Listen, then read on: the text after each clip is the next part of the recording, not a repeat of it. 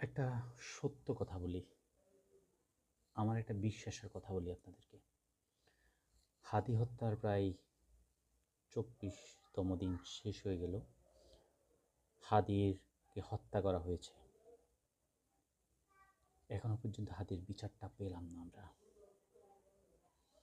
বাংলাদেশে এই ধরনের ঘটনা এর আগে কিন্তু ঘটছে অনেক, কিন্তু হাদির মতন একটা ফিগার, এটা বাংলাদেশ বন্ধু ফিগারের প্রতি মানুষের যে টান, যে স্পৃহা, যে ভালোবাসা, এটা আমি খুব একটা দেখিনি ভাই। হাদি কোনো ভিডিও আমি দেখি না, কোনো ভিডিও না। হাদির যেদিন মারা যায় সেদিন থেকে কোনো ভিডিও আমি দেখি না। আমি আসলে ভাই নিতে পারি না, আমার খুব খারাপ লাগে।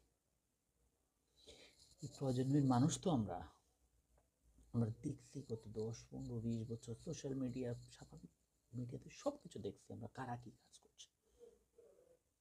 বিশ্বাস করেন ভাই, হাদি একটা বাংলাদেশ ছিল, হাদি একটা ইতিহাস ছিল, হাদি একটা আইডিওলজি ছিল।